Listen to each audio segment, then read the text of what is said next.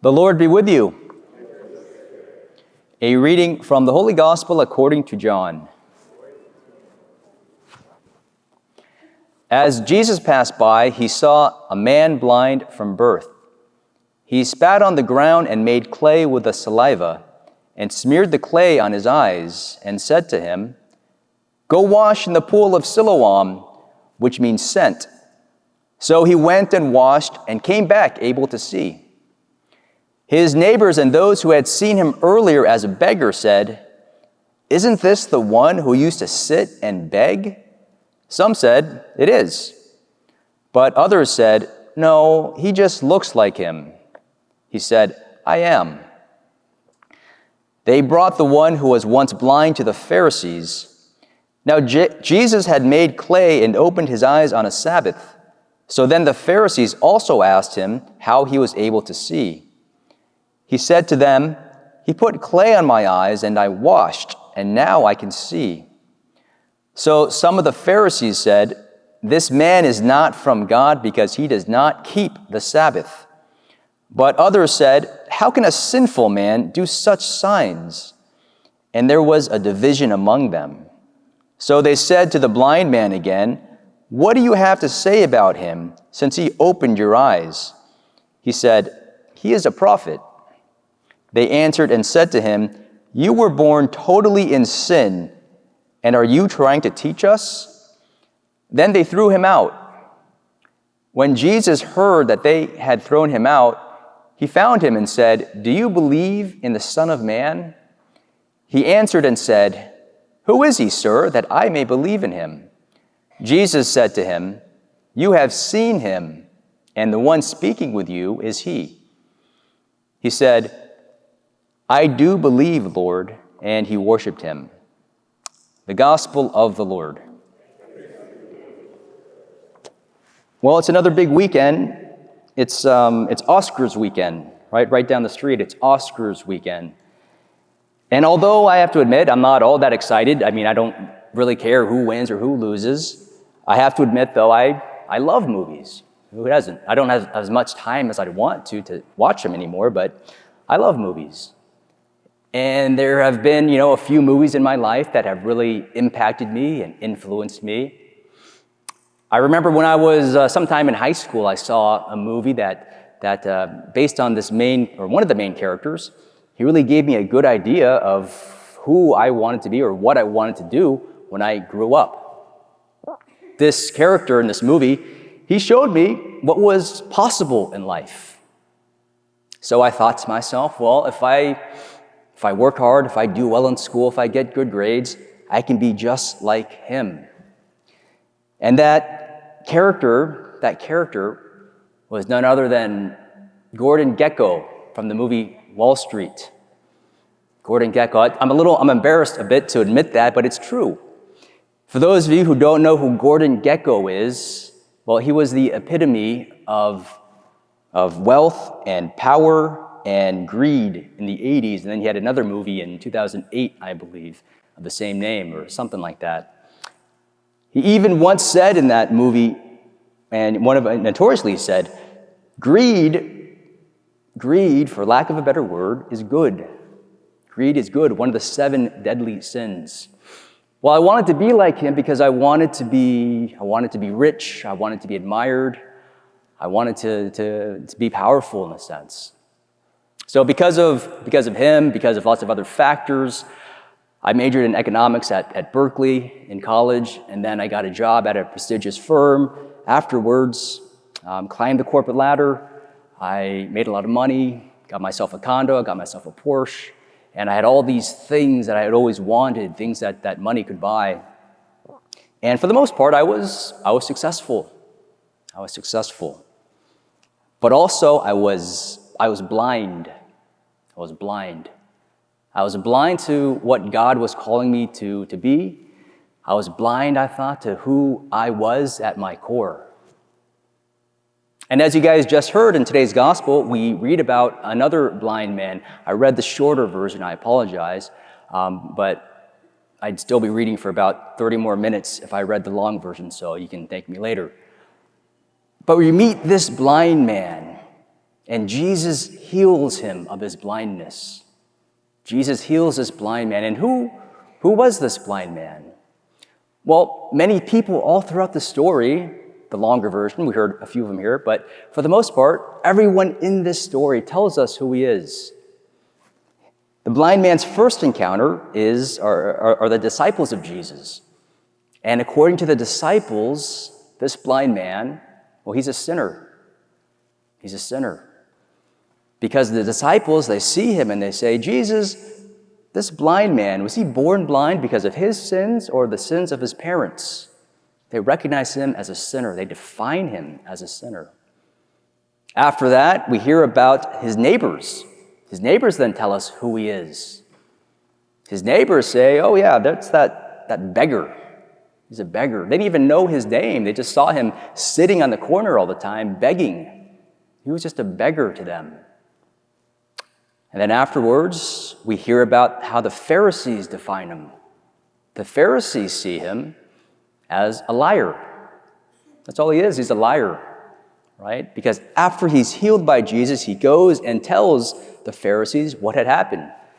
And they just ridicule him. They don't believe him. They look at him as just a liar. And then even his parents, we hear about what his parents think about him. After the Pharisees confront his parents, because the Pharisees want to know if this man born blind was really born blind. And his parents, well, what do? They distance himself. His parents even think of him as some sort of threat or a liability, because if they say anything worthy of this man, then they're afraid that they're going to get kicked out of the synagogue. So they distance themselves from their own son. He's just a threat. He's a liability. So all throughout the reading of this story, this blind man is a beggar, he's a sinner, he's a liar, he's a threat. And unfortunately for this blind man, this is probably something that he heard his whole life. All these voices in his ear telling him, this is who you are. And unfortunately, he probably believed it all. So not only then was he blind physically, but it really blinded him to the reality of who he was at his core. Now, I'm sure at least some of us can relate to this blind man. Maybe some of us have been defined by society or others about who we are, and unable to really see who we are because of what other people have said about us or through experiences that we've had. And these voices, these experiences, they're all over. They happen all the time. We're bombarded by them. Voices that tell us what to do, how to live, how to vote, what to buy, who we are. And these voices, well, they come from trusted sources at times too. They come from family and friends and peers. They come from priests. They come from the media. And with social media, these voices are constant. They're constant. And like I said, we can trust some of those voices, but also some of those voices we can't trust. But those voices tend to be the loudest. And we end up believing them at times. For me, when I was just thinking about that movie, Gordon Gekko, in a sense, he was like a symbol of all the voices all throughout society that I always heard in my life. And I listened to those voices, and I believed what they were telling me that this is what I had to do to be happy, to find fulfillment. And that's what led me to that other career.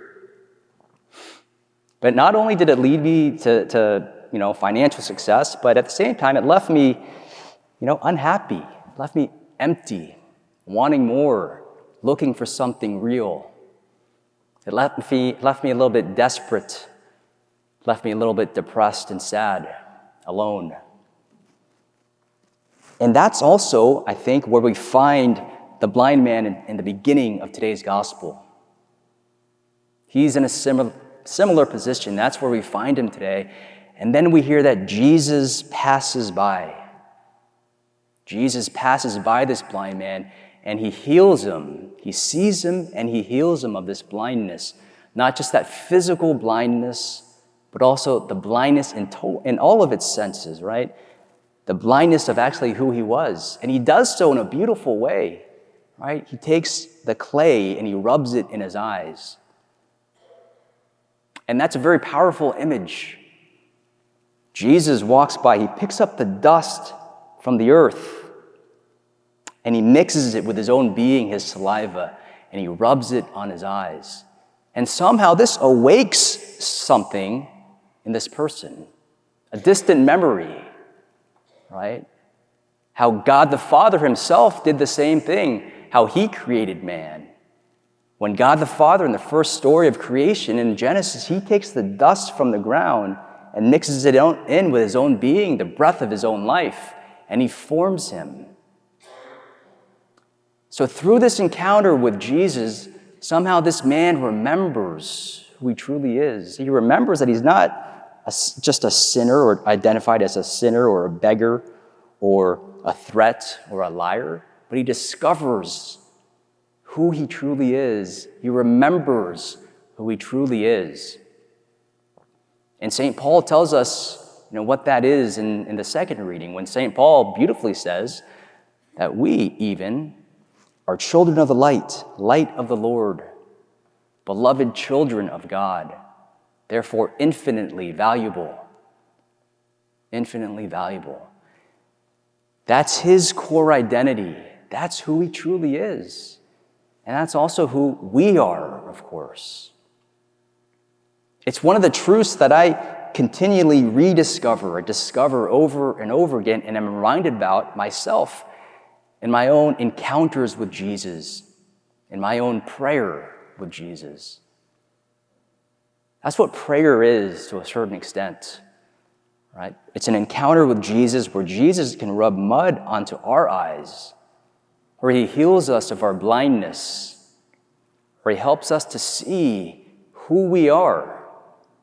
And we constantly need to be reminded about who we are because it's so easy to forget with all those loud voices out in this world telling us something so different. Maybe you have been told that you are a beggar or a sinner or a liar or a threat or any number of things that you can be told. Or maybe you've had experiences in your life that define who you are and you believe that. But when we look at our lives, we can't let those experiences or those people define who we are and therefore make us a fragment or just a minuscule piece of who we truly are called to be. Because we have to believe from the depths of our hearts who we truly are, who we are called to be, men and women created in God's image, children of the light of the Lord, beloved sons and daughters of God. Today we're continuing on this preaching series which has to do with belief. It has to do with belief. And if we believe that truth, that we truly are at our core children of God, called to be great, then we can follow God. We can become those people that God really calls us to be if we ask ourselves that in prayer, who we truly are. In this story, this gospel story, I don't think it would ever, if it were ever made into a movie, I don't think it would ever win some sort of Oscar for Best Picture, but I think this character, this blind man, if we're played by a good actor maybe Best Actor, because this character is so inspiring. He comes such a long way. He comes from being a beggar, a threat, a liability, a liar, a sinner, to a disciple, a follower of Christ. Quite a journey. He does all of that through that encounter with Jesus.